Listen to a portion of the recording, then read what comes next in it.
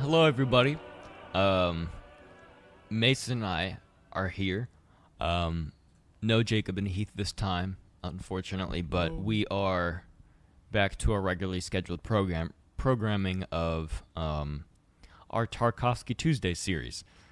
In today's episode, we're going to be talking about probably the most difficult film of his to discuss in terms of like linearity and just summaries and plot and yeah.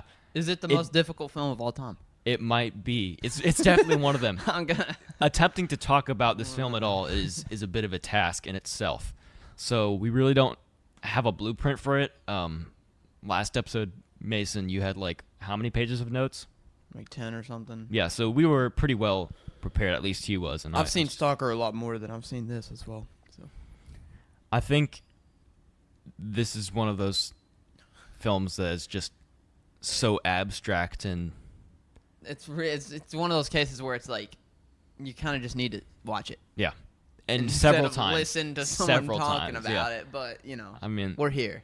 yeah. Hopefully, we can sort of guide you through maybe either your first watch through or I don't know, if you've already seen it, maybe make a little bit more sense of it. But then again, I think so much of this is subjective, and I don't want to tell you what to think, but there are a few. Tell us what it's about, Ethan. Yeah, yeah. Okay, so just if you want to have a seat, I'll get to work on that because pretty much an expert in this department. No, I mean, Tarkovsky's MO is not being easily understood. You know, you can't really say.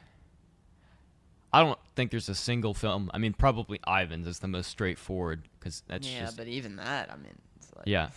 Jeez. There's always so many layers of, symbolism and allegory hidden in his visuals. And I think this is exactly in the middle of his filmography. Mm-hmm. But it's weird because it feels like, well, okay, I will say The Sacrifice definitely feels like a capstone and like a punctuation on his career. Sure. But this very much feels like a final installment in some ways. Because it's about his life. Yeah. You can't really get any more personal. What did he make after this? this? So it's like, right after this was Stalker. Interesting. So this was before Stalker. This is before Stalker. That's weird because this is probably, it might be his most existential film. I think that might go to The Sacrifice, but yeah. We have the movie on the background again. It's just, it's one of the best images I've ever seen. I think we were talking about that with Rublev and Stalker. Yeah. No, but this is squarely, this divides his filmography in half, and I think this is really where he starts, this and moving onward is where he really starts throwing out the idea of entertainment or like plot. Mm-hmm. And it's just like, I'm going to make a film how I agree. I think this was very much a turning point. Not that Andrei Rublev is necessarily entertainment, but it is more. And Solaris is right before this, and Solaris is easier a little bit to understand. Yeah. And Ivan's like has a plot, but after this you get Stalker, Nostalgia, and The Sacrifice, and those three, and this is just kind of like we're not concerned with entertaining the audience at all. No, that's not what this is about. But I think I haven't seen Solaris yet, but I think from an artistic standpoint, it sort of feels like the Mirror is sort of a turning point in how he approaches storytelling. Especially, it's there's a lot more questions to be asked, and you're left with less answers, if that makes sense. And it's more, I feel like this is where he started getting more personal. Yeah. Not that Stalker is necessarily personal, but you could definitely say that this Nostalgia and The Sacrifice are more personal and more of his feelings on They're all about him, though. the current, climate of the world and stuff. Yeah. Mm-hmm. And that's not really what Rublev is about, or Solaris, or Ivans. No, Ivans is quite personal. Yeah. So I don't want to say that, but I mean, probably the sacrifice the least so. But Mirror, sure. Stalker, definitely nostalgia. Definitely nostalgia. Those are all very much Tarkovsky as a self-insert of either the protagonist or some character. Mm-hmm. And he uses, the film is sort of a vehicle to share his feelings about, like, where society is headed or how he feels the world is sort of taken a turn for the worst during the course of his lifetime. And yeah, I really think that this Mirror sort of is the start of that exploration. So I suppose we can try to. Well, it's not gonna get any easier. Yeah. I mean, the big thing, the easiest way to describe this is a movie with 3 different time frames, timelines. Okay. It's a sort of vignette of. And they weave different life experiences, and the viewer unless you're like super sharp, the viewer at first doesn't realize that even if you are super sharp. It takes you a little bit to realize that they might not even be like out of chronology or. Yep. This is not an MCU movie. We don't get Queens and then the year. Yeah. We don't know when things are being divided and stuff. But as we'll sort of get into, I think that is the entire idea. It's all playing as memories. Mm-hmm. Yeah. So yeah, we have one of the timelines is pre-war, which is 1935, and then we have wartime, which is 1940s, and then we have post-war, which is 60s, 70s. Is this the most challenging film you've ever seen? I have a list on Spotify. Yeah. Or Spotify. Spotify. I have a list on Letterboxd. I want to look at it real quick. Because to me, I think it probably this is the epitome of like. That is a very, very hard film to watch. It's like, yeah. It's very hard to rank it in his filmography. It's very hard to rate it in general. Yeah. Because you just don't really know what's going on.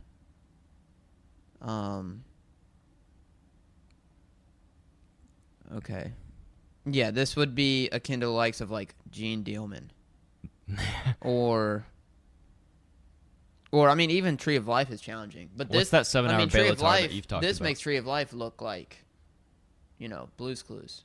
Yeah. Or something. It's crazy. Yeah. What's that 7-hour Belatar? Satan Tango. Is that supposed to be difficult, or is it just long? It depends on how you define difficult, because I think it's known for being just extremely slow. Okay. There's a shot of cows in a field for 40 minutes. I would say that's challenging. Yeah. It's hard to sit awake and watch that. Yeah. But, in terms of structure and plot, this has to be like the most, I've seen it twice. I still don't really know where it falls in his filmography, and I don't. If you told me to explain the story right now, I couldn't. I think like any challenging work of art, for me, I first think of probably classical music, because that's sort of a medium that I'm more familiar with. But, repetition is kind of the thing. And often, if you tackle something challenging and then you kind of just let your initial impressions after a first viewing or listening be like what you believe then, and just give up, I think you're missing out on a lot. Yeah. And difficult works like this really require multiple viewings or listenings. I can think of like several classical pieces, especially heading into the 20th century, where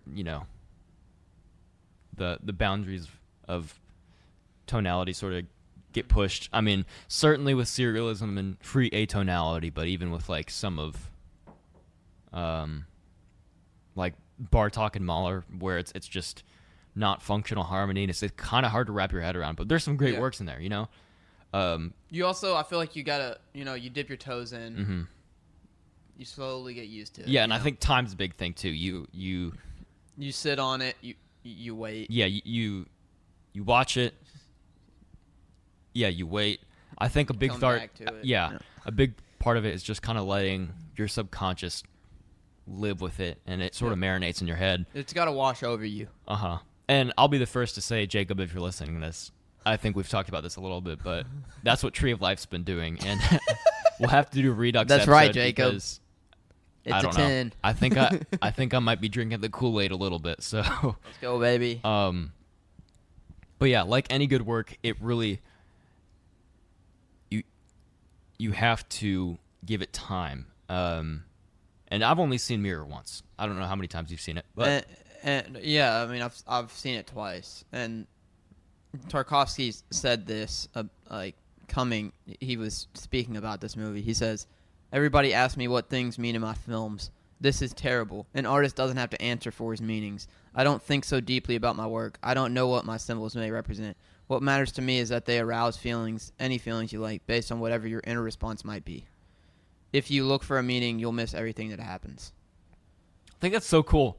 And it's fascinating. It's fascinating because that's the through line, man. If you look at any like great auteur, I was about to say. Think about Lynch. What does he say about Lynch abstractions? says, He's like, oftentimes I do not know what something means. It's great. But yeah, all of them say that. Even Yorgos recently, he's like, like, what does cons of kindness mean? I don't know. Yeah. And it's one of those things where it's like, I'm not gonna buy in that you don't know what it means, because I think that if you're a great artist and a great director, then you have some type of vision. But I can buy into the fact that symbols and metaphors and things you see on a screen, that's going to mean something different to everyone. Yeah, and ultimately that's part of the creative process. Like, when you're an artist, once you release your project, and some people struggle with this, like, you're basically surrendering your work to other people, and it's kind of no longer yours. And then however people interpret it, that, like, the body of work is then met with, like, all that person's individual life experiences. And so what they experience is completely unique, and how they're going to interpret it is not going to be the same as anybody else's. And I love the interviews. And they're aware of that too, which is brilliant. And I love the interviews with Lynch where they're like, "What does Mulholland Drive mean?" There's like, what does Blue Velvet mean? And he just sits there and he doesn't say anything. I think we're thinking of the same one where, like, there's a mom with her daughter there, and she's asking Lynch, like, what Mulholland Drive means, and he kind of just smiles, and he's like, I may know what it means, but it's more important that you find your own meaning in it. That's not a direct quote, but it's basically the same idea. Yeah, and I think, like, just, going back to, like, how difficult this film is, there's a sentence in this review that I like. It says, "Having a non-cinephile watch Mirror is akin to beginning to listen to music by taking in the most complex symphony ever created." Exactly. That's what I was just talking about. Yes. It's not, like... You're not going to just put this on for your friends, obviously. I mean, none of Tark's films are going to be that way, but it's just another level. Yeah. It doesn't. I don't mean to be cliche and silly and like knowing and stuff, but this like ascends art. Like seriously. Yeah. Because don't clip that, because this I don't think of this as a movie. And I'm not quite there yet. I'll let you keep going. And it's not like I'm glazing and I think, because I don't think this is Tark's best film. I really don't think it's in his top 3. But I think part of that is attributed to, we've talked about this. It's easy to forget, because I feel like it's not like, oh yeah, that's one of his films. It feels more like an experience. Yeah. It's...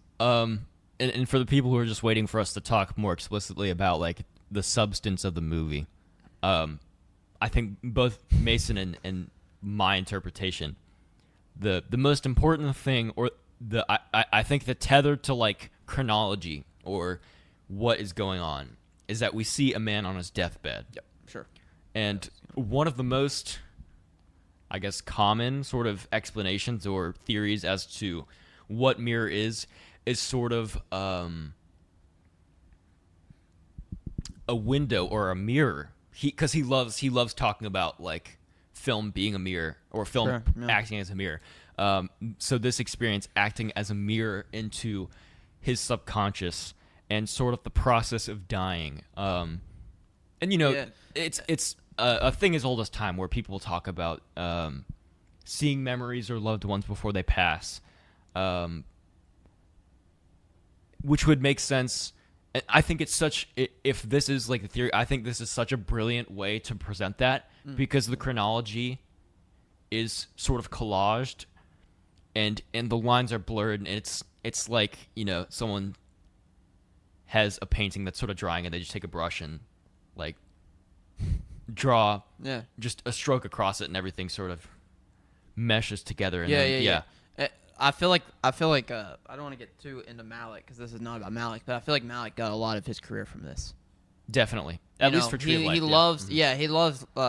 Even like some of his later films after Tree of Life, it's very non-linear, and it's all about like almost confusing you because that's what memories are. Yeah, memories are confusing. Sometimes you get them mixed up. Sometimes you get the years wrong, and it plays into that. And also speaking about like, you know, Tarkovsky's kind of representing himself on his deathbed and stuff. Very interesting idea, you know. We'll get into this with Nostalgia and the Sacrifice, but he's playing a lot with the idea of death and leaving the world. Mm-hmm. But that's understandable because that's after Stalker and he's sick. This is before Stalker. I think he is not sick. He's just obsessed with that idea. He's always been like afraid of death, or it's very obsessed with existential it. and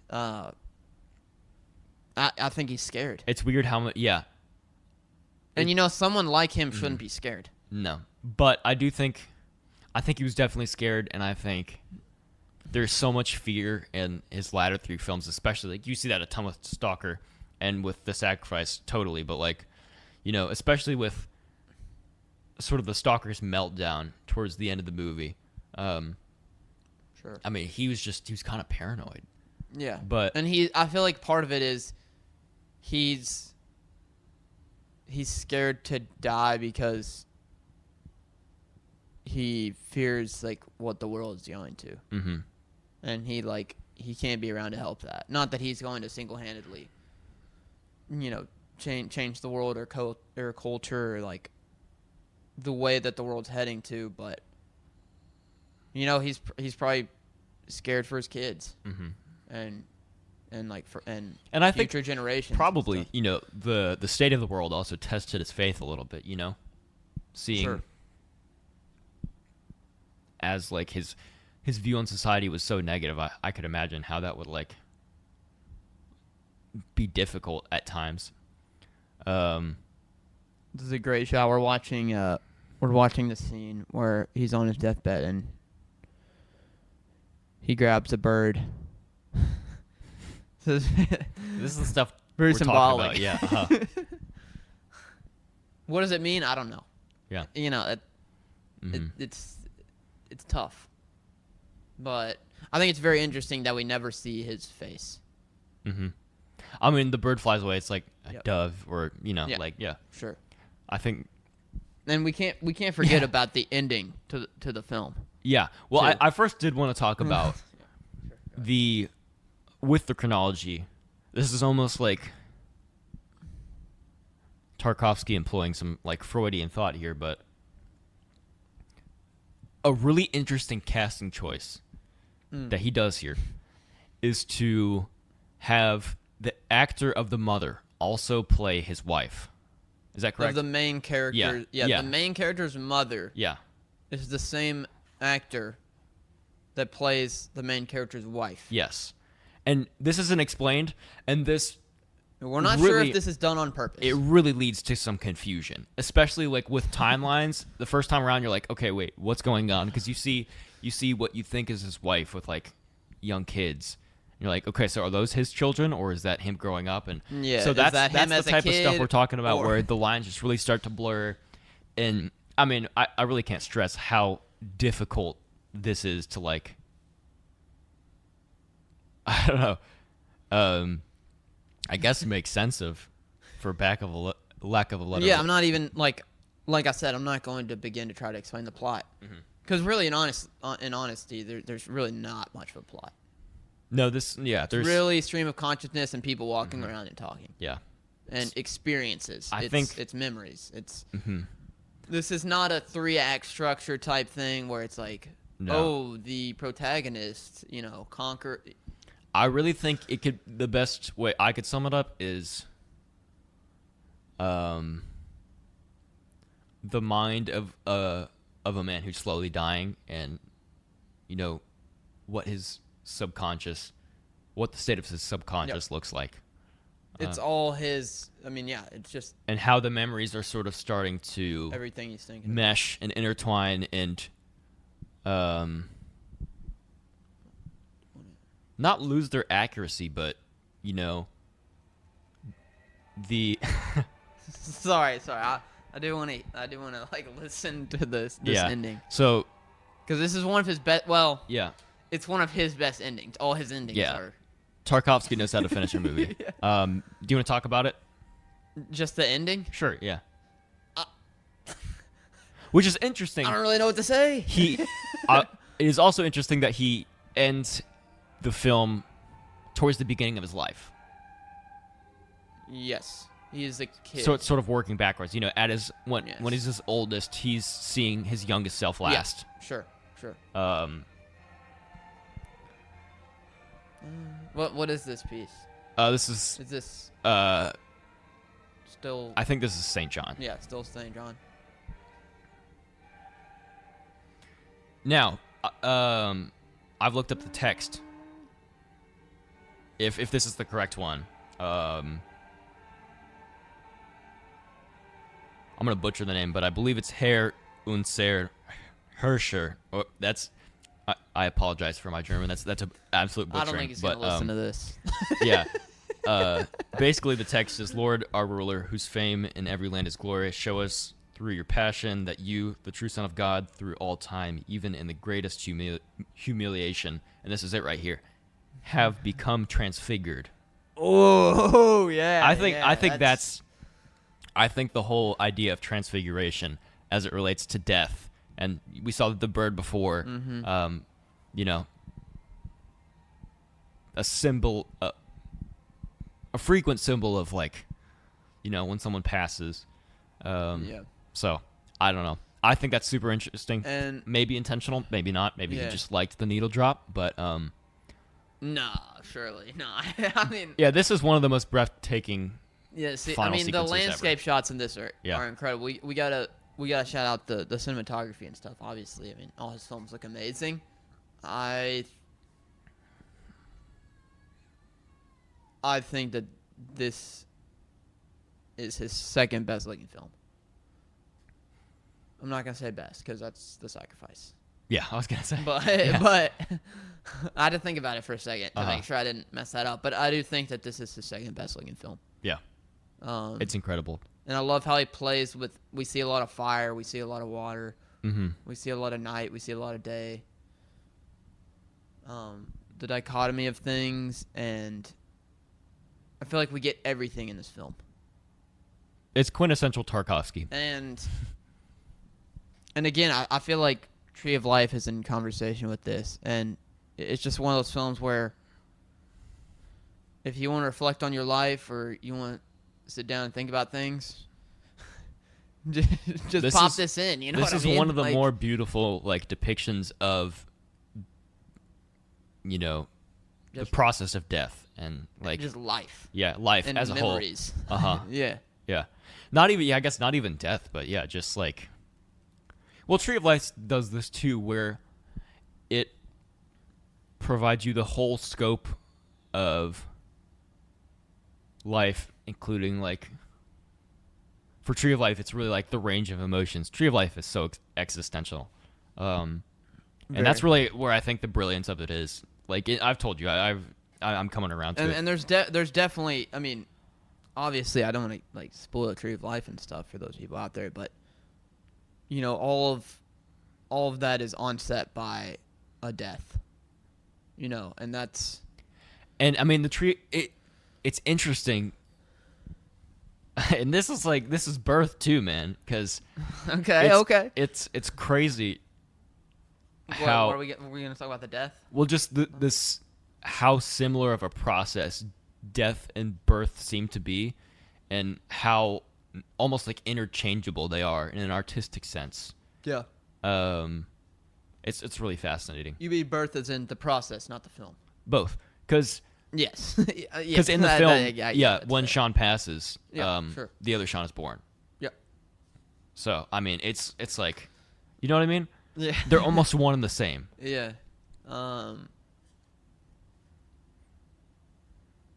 Yeah. It's just this. You see this said about Tree of Life a lot.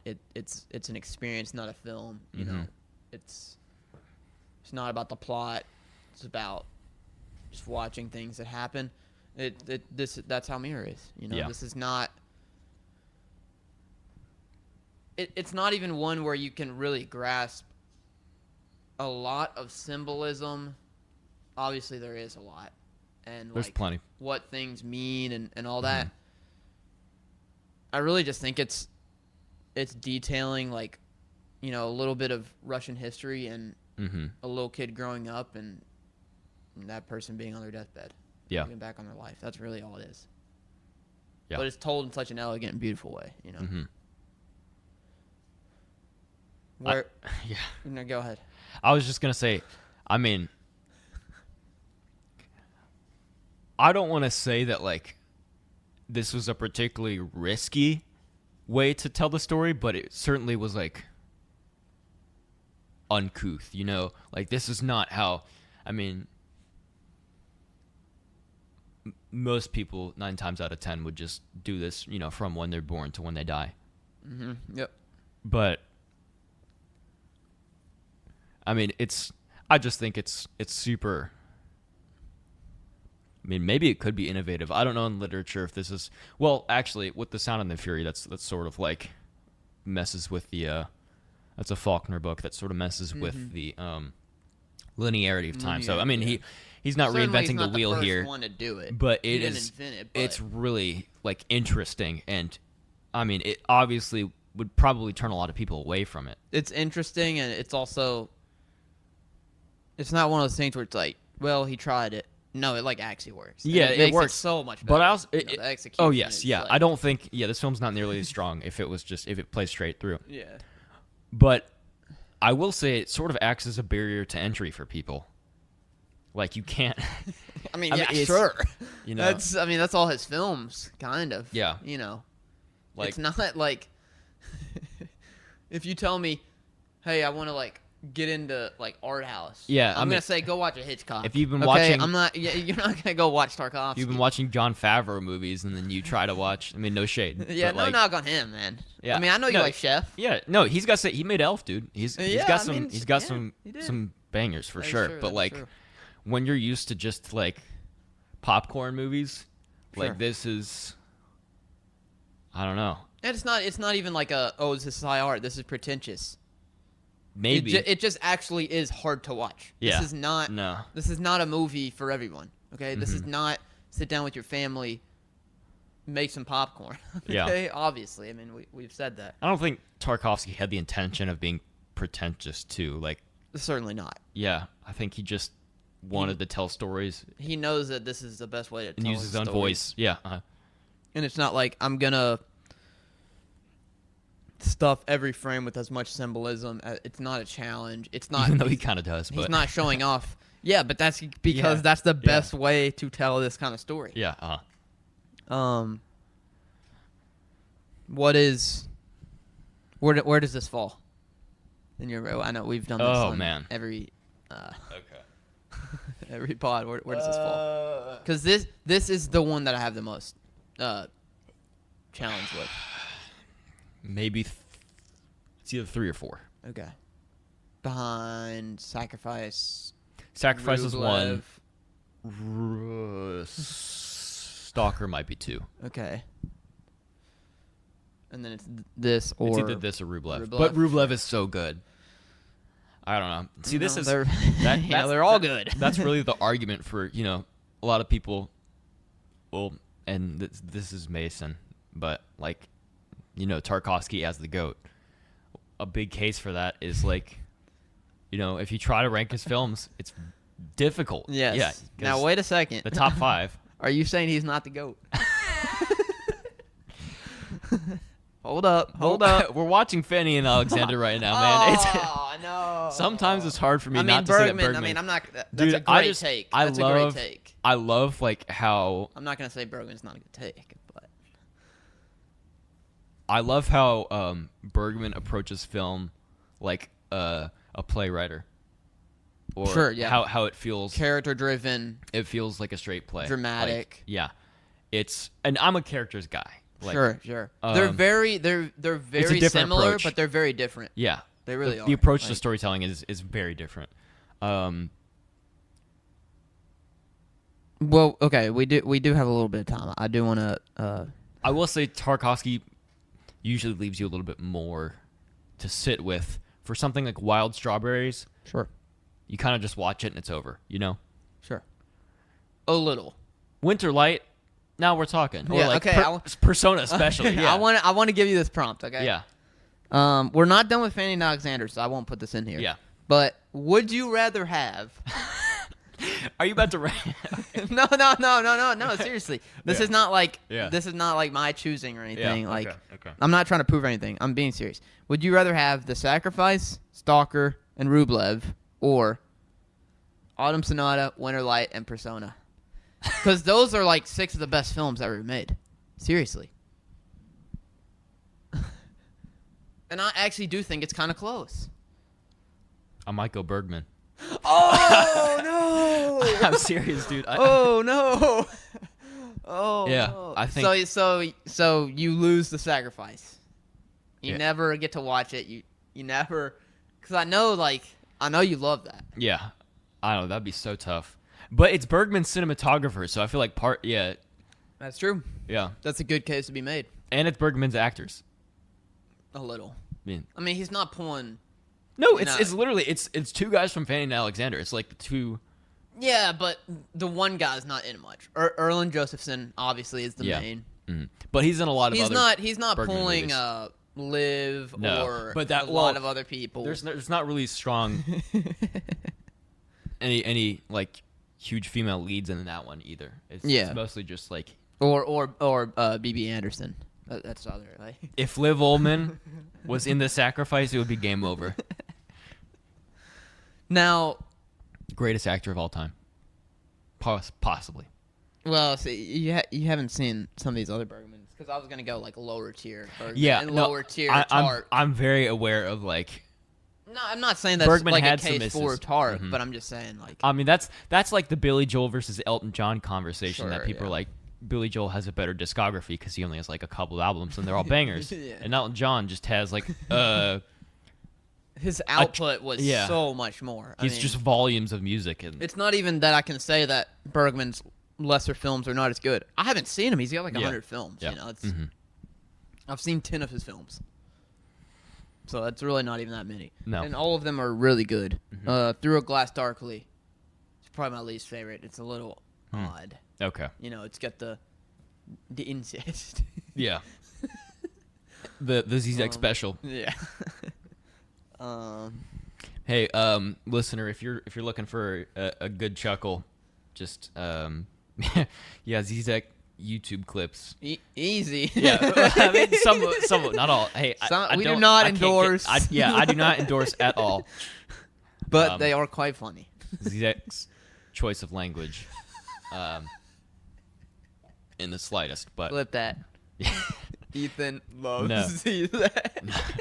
I think the Murmur of the Heart clip from the Criterion Closet is a banger. Classic. And I think one of my favorite videos on the internet is him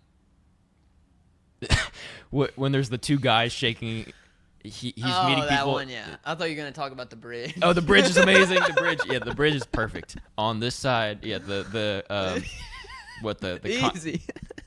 the continental or like the divide, the geographical divide. Yeah, that's it. Yes, that is how he puts it. Yeah. Yeah. And then the handshaking thing where he's like, and he doesn't want to shake their hand. He goes, thank you. Yeah. We should get him on. What is your? I also want to ask you this. This is like our own little mailbag. Okay. This will be the last one. If Bergman and Tark are your top two, who is your third director?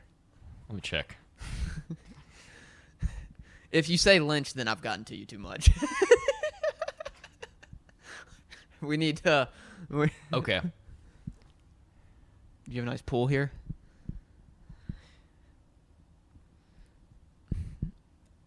Okay. All right. This is tough. I mean, this doesn't have. This is not like. I'll tell you. finite. I'll tell you the three who are competing for the spot. Okay. Nice. And this is also probably because I haven't seen nearly as many films as you have. More so discussion. I don't have the. Sure. Oh, 4. Well, kind of. Okay. I'll say right off the bat. Malick. No. Yeah. Well, maybe someday. Okay. Kubrick. Sure. That's great. Lynch is up there for sure. Okay. And then Jonathan Glazer. Okay. And actually, Okay. I think Three, I think I might put him at 3. Oh. Okay. Yeah. Okay. And then yeah. Kiarostami, like I have both of his films okay. at a 5. I've only seen Okay. 2, but like Sure. I just love his style and how he's so in tune with like He's got the vision of. he shows his films like from the lens of a child, and it's even Not all of them, but even most of them. well no, but even close up, it still feels like childlike. Yeah. Youthful. Uh-huh. You know. And that's maybe innocence. that's because the main character Malkbobov is well, it's not even his name, but well, spoiler, sorry. Oh! Yeah. Yeah. Maybe that's just because, you know, at the end we find out that he's been dishonest and he goes to apologize in one of the most beautiful scenes ever. I mean, it's just so And heartwarming. the flowers and. But that's just like I immediately thought of like my parents like writing my path if I ever did something wrong as a kid, and like them correcting me and like learning as like this is what you do to like make amends. I mean, Yeah. I talk about like Tree of Life being very lifelike and charming. Close-up's got to be up there. Yeah. It's just so touching, and it'll like, man, that'll make you tear up. Talk about a hard watch though. This should be up there actually with Mirror and then What, Close-up? Yeah. Should be a hard watch? Is I it a mean, hard it's watch? tough. It's kind of hard to understand what's going on. Yeah, it is. Yeah. No, it is. Yeah, the meta-ness of it all and like the impersonation. Man, this is no longer the Mirror episode, but No, I think that's it's fine. it's That's definitely fine, taking that's a turn for the better. No, I mean, you know, we went into this knowing this is gonna be an extremely hard episode. Mhm. Yeah. The other 3 that we are going to do are not going to be nearly as hard, although they will be difficult. Yes. Definitely Solaris. I think Solaris might be a tough one, Mm-hmm. but we have yet to watch that. All right, Think that covers it. sure. You want to see us out? No, this is your turn. Okay. Well, let's roll that outro music.